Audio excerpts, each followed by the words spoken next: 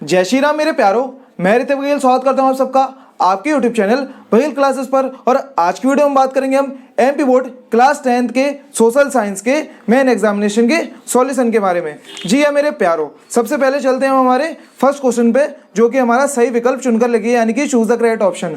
जो आपका पहला क्वेश्चन था वो था फ्रेडरिक सारियू कलाकार थे। Frederic Sorrieu was an artist of कहाँ के थे? फ्रांस के।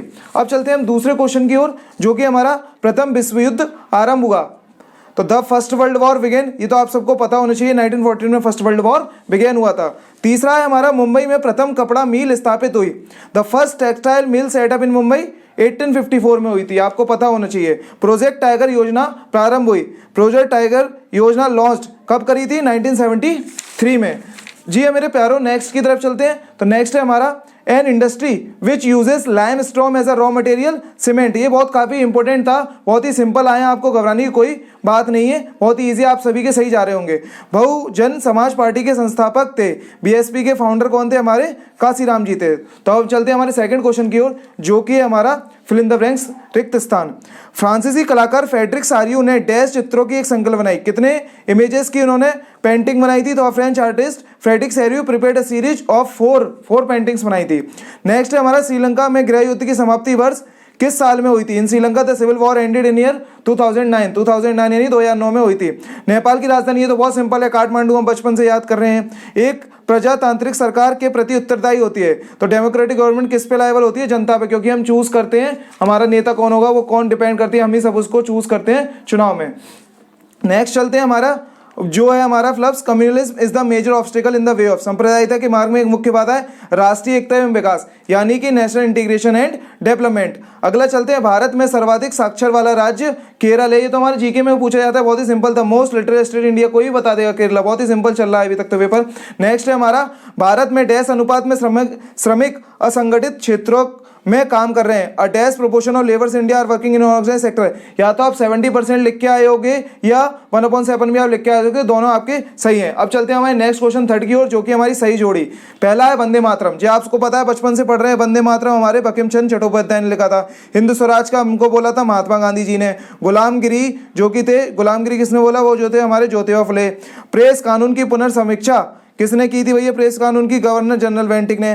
भारत में वैश्वीकरण 1991 में हुआ। ग्लोबलाइजेशन आईएसए जो होता है औद्योगिक वस्तुओं का मार्क होता है। अब चलते हैं हमारे नेक्स्ट क्वेश्चन की ओर, जो कि है हमारा एक शब्द में एक वाक्य एक शब्दों में उत्तर। Answer the following in one sentence word. सबसे पहला है आपका औद्योगिक क्रांति सबसे पहले किस देश से प्रारंभ हुई? In which country did the industrial revolution takes place at first? England. ये आपको पता होना चाहिए, ये भी इंपॉर्टेंट में था, हमारा क्यूबी में था, आपको घबराने की कोई बात नहीं है, बहुत ही सिंपल था। नेक्स्ट है आपका सुंदरवन राष्ट्रीय उद्यान किस राज्य में स्थित है? In which state Sundarban national park is situated? West Bengal. ये भी आपको पता होना चाहिए, पश्चिम बंगाल में।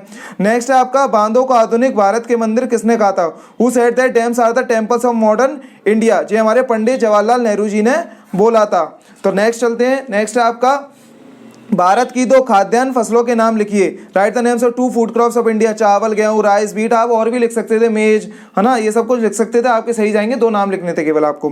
प्रतिरक्षा तथा विदेशी मामले में कौन सी सूची में शामिल होते हैं? In which list defence of the country and foreign affairs are included in संघ सूची, यानी कि यूनियन लिस्ट में। नेक्स्ट है आपका सामाजिक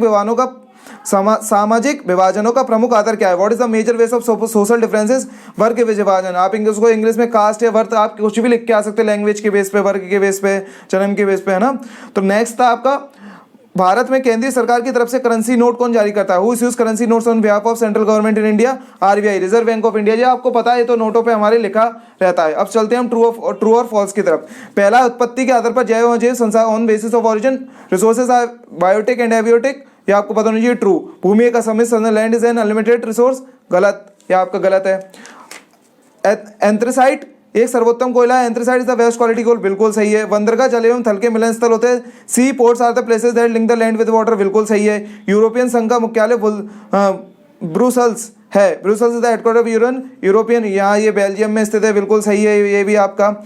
लास्ट है आपका लैंगिक असमानता का आधार स्त्री व पुरुष की जैविक बनावट है, बिल्कुल सही है। तो आपका जो सेकंड है और फिफ्थ है वो गलत है, बाकी सारे आपके सही थे। तो आई होप आपका एग्जाम अच्छा गया होगा और आपको वीडियो पसंद आई होगी। तो आप इस वीडियो को ज़्यादा से ज़्यादा लोगों में शेयर कीजिए जिससे वो भी अपने ओटीओ के सॉल्यूशन को मिला सके। तो आज की वीडियो में इतना ही, मिलते हैं अगली वीडियो में, तब तक के लिए wish you all the very best, have a great day, जय हिंद।